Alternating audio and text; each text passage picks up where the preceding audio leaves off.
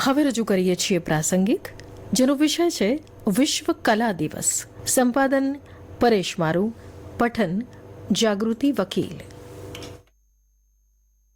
વિશ્વ શાંતિ, અભિવ્યક્તિની સ્વતંત્રતા, સહિષ્ણુતા અને ભાઈચારાના પ્રતીક સમાન યુનિવર્સલ મેન તરીકે જાણીતા લિયોનાર્ડો દ વિન્ચીના જન્મદિનને યાદ કરી ઉજવાતો દિવસ એટલે વિશ્વ કળા દિવસ. કળાને પ્રોત્સાહન આપવા માટે વર્ષ 2012થી 15 એપ્રિલે કલાની આંતરરાષ્ટ્રીય સંસ્થા દ્વારા યોજાતો કલા માટેનો સંભાળનાનો દિવસ છે.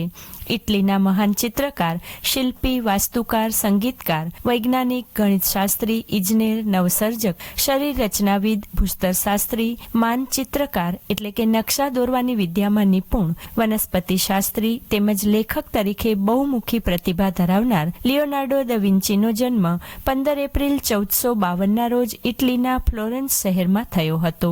મોનાલિસાનું ચિત્ર બનાવનાર લિયોનાર્ડોની ગણના વિશ્વના મહાન ચિત્રકારોમાં થાય છે. ઉપરાંત ઇતિહાસમાં સૌથી મહાન બહુમુખી પ્રતિભા ધરાવનારામાં પણ તેમની ગણના થાય છે.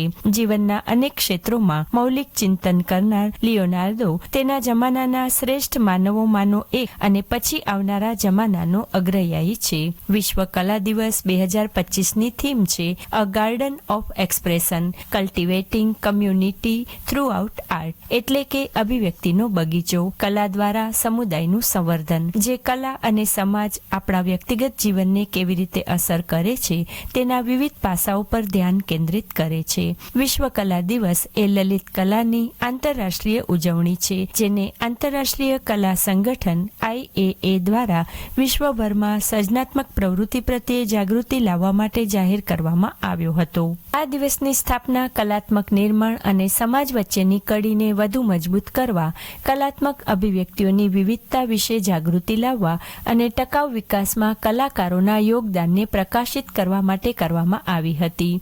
ગુઆડાલજારામાં ઇન્ટરનેશનલ એસોસિએશન ઓફ આર્ટની 17મી જનરલ એસેમ્બલીમાં 15 એપ્રિલને વિશ્વ કલા દિવસ તરીકે જાહેર કરવા માટે એક પ્રસ્તાવ રજૂ કરવામાં આવ્યો હતો, જેની પ્રથમ ઉજવણી 2012માં થઈ હતી. આ તારીખ લિયોનાર્ડો દ વિન્ચીના જન્મદિવસના માનમાં નક્કી કરવામાં આવી હતી. જન્મથી મૃત્યુ સુધીની સંસાર યાત્રામાં કલાનું વિશેષ મહત્વ છે.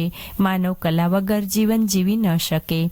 પ્રોત્સાહન, તાલીમ અને સાંસ્કૃતિક કાર્યક્રમો થકી તેમાં નિપુણતા હાંસલ કરી શકાય છે. શાળાઓમાં પણ ચિત્ર, સંગીત, રમતગમત જેવી વિવિધ કલાને આજના યુગમાં સ્કિલ બેઝ એજ્યુકેશન અંતર્ગત પ્રાધાન્ય અપાય છે. જીવન વિકાસ માટે કલાનું મહત્વ અનેરું છે, ત્યારે તેને કેળવવી જરૂરી છે, જે થકી આર્થિક ઉપાર્જન પણ કરી શકાય છે.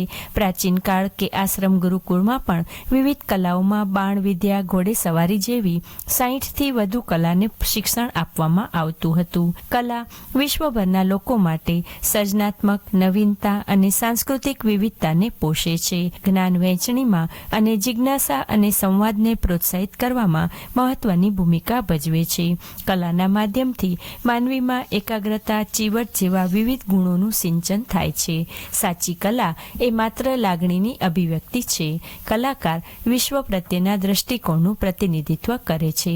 લિયોનાર્ડો મુખ્યત્વે ચિત્રકાર તરીકે જાણીતા હતા. તેમની 2 કૃતિઓ મોનાલિસા અને ધ લાસ્ટ સપર સૌથી પ્રસિદ્ધ ચિત્રો છે. તેમની ખ્યાતિ ફક્ત માઇકલ એન્જેલોની આદમની રચના દ્વારા જ પહોંચી હતી. લિયોનાર્ડોનું ચિત્ર વિટ્રુવિયન મેનનું ચિત્ર એક સાંસ્કૃતિક ચિહ્ન તરીકે પણ ઓળખાય છે.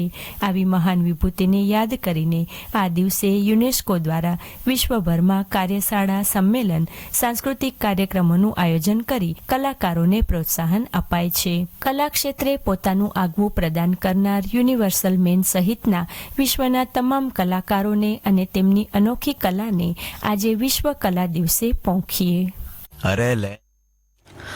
હમણાં જ આપ પ્રાસંગિક સાંભળી રહ્યા હતા, જેનો વિષય હતો વિશ્વ કલા દિવસ. સંપાદન પરેશ મારુ, પઠન જાગૃતિ વકીલ. પ્રસારણ આકાશવાણીના ભુજ કેન્દ્ર પરથી કરવામાં આવ્યું.